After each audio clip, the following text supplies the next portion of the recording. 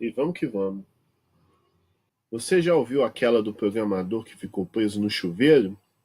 Ele estava lavando os cabelos e seguindo as instruções que estavam escritas na embalagem do shampoo. E ele leu: faça espuma, enxague, repita. Se você entendeu essa piada, então parabéns, você sabe o que significa um algoritmo. Vem cá. Você quer participar? Vem. Diz que você quer participar. Oh, meu Deus, diz que você quer participar. Diz. Neném. Olha você, neném. É você mesma. Vai lá, nenenzinho. Vai pra caminha. Bom, pessoal, tudo bem? Então, esse é um vídeo novo. Um vídeo mais com formato de vlog tradicional. A ideia aqui é discutir alguns assuntos de computação, fazer uma divulgação científica mais voltada para a área de computação.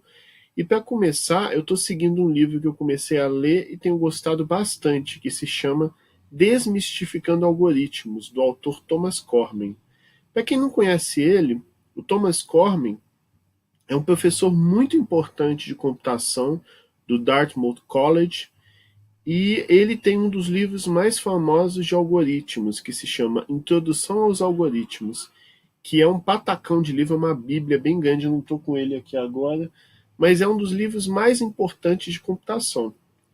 E esse livro, por mais que ele seja mais acessível do que outras literaturas de computação, ele ainda tem um matematiquês muito pesado, mesmo para aluno de graduação. Então, até baseado nisso, o Cormen escreveu outro livro, que é esse que eu estou falando agora, o Desmistificando Algoritmos. Fazendo uma analogia que o próprio Cormen usou do livro dele, é como se esse Desmistificando Algoritmos fosse uma entrada para um jantar. E baseado nessa entrada, você vai ter noção se você quer continuar a refeição, ou seja, estudando mais algoritmos, ou se a entrada já é o bastante para você e não é isso que você quer. Então esse livro, Desmistificando Algoritmos, ele é uma introdução bem legal para você que está começando a estudar computação ou até tem algum interesse na área e quer entender melhor o que são os algoritmos. Tanto que, baseado até nisso, eu estou planejando fazer uma série de vídeos seguindo a mesma lógica do Desmistificando Algoritmos do Cormen. Mas então, o que são os algoritmos? Onde eles estão? Como é que eles se alimentam? Não, errei tudo. Então, pessoal, o que são os algoritmos? Onde eles vivem? Como eles se alimentam? Como eles se reproduzem? Os algoritmos, pessoal, eles estão por aí. Em vários locais que você nem imagina, pode ter um algoritmo ali resolvendo as coisas. Você lida com algoritmos, por exemplo, quando você está dirigindo seu carro e você usa o GPS do Google para calcular uma rota. De vez em quando você cai em algum lugar que você não queria cair, mas... Então, quando você tem um GPS que calcula uma rota, ou quando você faz uma compra, uma transação bancária usando seu cartão de crédito, e você não quer que essas informações caiam em mãos indevidas, você tem ali algoritmos atuando e fazendo coisas. Trocando em miúdos, um algoritmo é um conjunto de passos para se realizar uma tarefa. Note que essa definição não depende de computadores. Qualquer conjunto de passos que resolvem alguma coisa ou realizam alguma atividade já acabam sendo enquadrados como algoritmos. Muito do que você faz no dia a dia são algoritmos. Por exemplo, você tem algum algoritmo para tomar banho? Tomar banho. Tomar um banho. Normalmente, quando você toma banho, você segue alguns passos. Você entra no box do chuveiro. Depois que você entra no box do chuveiro, você liga o chuveiro. Depois disso, você deixa a água percorrer seu corpo. Quando você estiver todo molhado, você se ensaboa. Enquanto você tiver sujeira, você fica se ensaboando e por aí vai. Então é importante notar que todo algoritmo tem algumas regras que precisam ser seguidas. Por exemplo, algoritmos devem ter passos bem definidos, ou seja, nada de ambiguidade, de forma que eu, fulano, ciclano e beltrano saibam exatamente os passos para tomar banho também. Então, se qualquer pessoa ler os passos daquele algoritmo, ele também vai conseguir realizar aquelas ações e resolver aquele problema que ele quer. Outra coisa importante é que um algoritmo deve ter fim, senão acontece a mesma piada que eu falei no início do vídeo do shampoo. É preciso atingir o último passo para encerrar a tarefa. Então, você não tem ambiguidade, você tem que ter um fim e o algoritmo ele deve resolver algum problema, que no caso do banho é tirar aquele fedor. Mas o propósito do meu canal e desse vídeo é tratar de algoritmos computacionais, ou seja, algoritmos que vão ser executados em algum dispositivo de computação, notebooks, servidores, smartphones e todo esse tipo de coisa. E é curioso você pensar o tanto de algoritmo que você executa nesses dispositivos. Por exemplo, quando você compra um produto em algum site de e-commerce, alguma loja grande, por exemplo, você já parou para pensar o trabalhão que isso dá? Porque imagina que enquanto você compra algo, por exemplo, uma máquina de lavar roupa, outras pessoas também estão comprando outras coisas.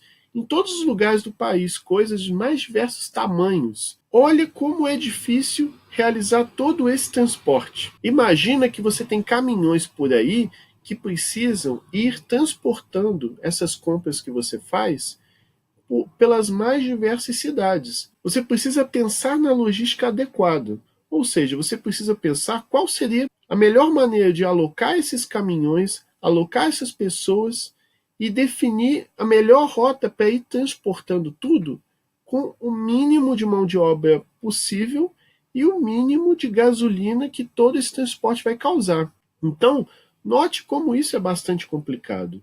E são tantas coisas que você tem que levar em consideração que os algoritmos acabam entrando aí para fazer isso automaticamente por você. Quer um outro exemplo? Num campeonato de futebol, você também precisa de alguns algoritmos para resolver alguns problemas. Por exemplo, imagina você montar o calendário de jogos de um determinado campeonato. Você precisa lembrar, por exemplo, que você tem times que disputam partidas de uma mesma cidade. Então você não pode deixar que jogos grandes aconteçam no mesmo dia na mesma capital. Ao mesmo tempo, é ideal você definir rodadas de tal forma que os times façam a menor quantidade de viagens possíveis.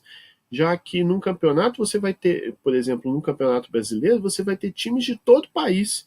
Aí viaja para Amazonas, viaja para Goiás, viaja para o Rio Grande do Norte, e isso é complicado. Será que não tem como a gente definir esse calendário de forma que os times façam menos viagens? Novamente, isso não é algo que é feito manualmente. Existem algoritmos que trabalham com isso. Inclusive, onde eu fiz o meu doutorado, lá na Universidade Federal Fluminense, existe um grupo de pesquisa e um grupo de cientistas que desenvolvem justamente algoritmos para a tabela do Campeonato Brasileiro. Agora, do jeito que eu estou falando, parece que o computador é o ser mais inteligente do mundo.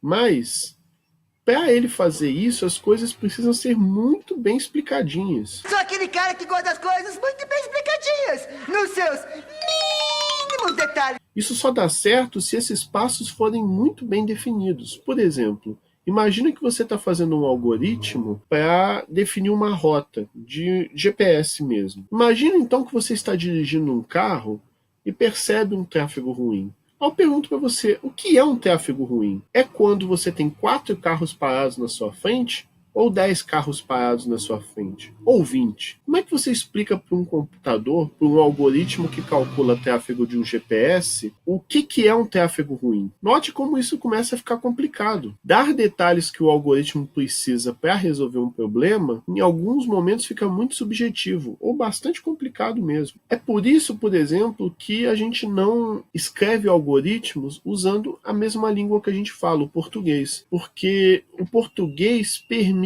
algumas imprecisões. Por exemplo, eu posso dizer está tarde ou esse tráfego está ruim. Mas o que significa estar tarde? Significa estar tarde se você atrasou 1 minuto, 5 minutos, 10 minutos? Por exemplo, se eu digo a palavra ponto, o que é ponto?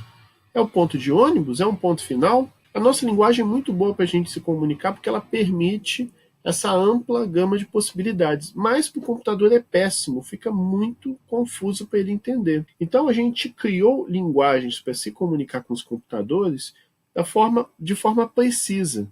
E essas são as famosas linguagens de programação, como C, C++, Java, Python, JavaScript, MATLAB, VB, PHP, até mesmo PHP. Então, finalmente, temos algoritmos que são escritos no computador usando linguagens de programação. Mas essa definição ainda não está completa, pois precisamos dar informações para que os algoritmos façam os melhores cálculos possíveis. Se no meu algoritmo que calcula uma rota de um GPS eu informar o local de origem e de destino, será que isso é suficiente para você calcular o melhor caminho? E se tiver o engarrafamento que a gente já falou? Então o ideal seria a gente construir um algoritmo de GPS não apenas com o local de origem e de destino, mas também as informações do tráfego em tempo real. Com isso, a gente conseguiria ter um algoritmo muito melhor e que dá um resultado muito mais correto. Então, um algoritmo precisa de informações de entrada, você precisa dar informações para que ele chegue ao melhor resultado. E quanto mais precisas forem essas informações, melhor. Então, resumindo tudo, o que são os algoritmos? São passos a serem realizados usando informações de entrada, produzindo algum resultado que te ajuda a tomar uma decisão para resolver um problema. E essa definição não depende de computadores, ainda que geralmente esteja associado a eles, tá certo? Espero que vocês tenham gostado desse vídeo. Eu espero fazer mais vídeos de divulgação mesmo, e de preferência continuando essa série em cima desse livro do Cormen, já que ele discute todo o básico fundamental de computação numa linguagem bem acessível, tá certo? Espero que vocês tenham gostado e nos vemos.